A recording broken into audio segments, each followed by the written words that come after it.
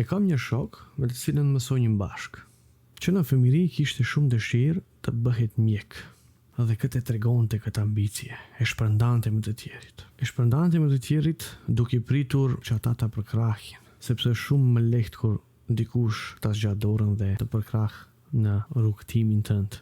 Çfarë ndodhi? Profesorët të cilët duhesht ta edukojnë, ta udhëzojnë, ta mësojnë këtë nxënës, i thoshin në sy nuk je ti për mjeksi. Mos u mundo kot, nuk do t'ja dalësh. Paramendoje.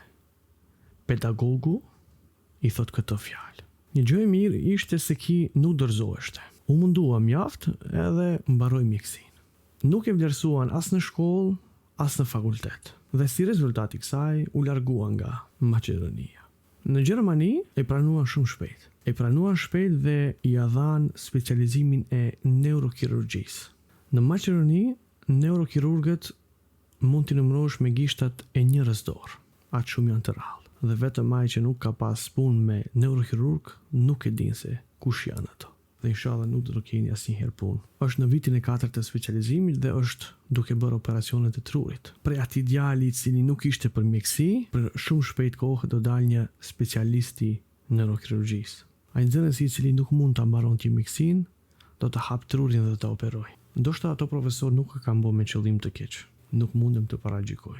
Edhe unë vetë kam pas rastin ku më kanë thonë se ti nuk mund t'ja arrish, nuk mund t'ja dalish, edhe atë një herë, shumë herë. Mirë, po nuk dua të tregoj për veten se ndoshta nuk del mirë. Asnjëherë mos i nënvlerësoni tjerit. Nuk do të thotë se ne dëshirat personale të cilat nuk i kemi plotësuar, nuk do t'i arrijnë edhe tjerët t'i plotësojnë. Nëse ne diku kemi dështuar, duhet të punojmë që të tjerët mos të dështojnë. Të gjë për fat të keq nuk ndodh. Është ligji, nëse unë nuk kam arritur dhe ti s'do arrish. Prandaj këtij shoku Zoti ja forcoft diturinë dhe inshallah të arrijë sa më tepër, sepse kur do arri ai, do arrijmë të gjithë ne.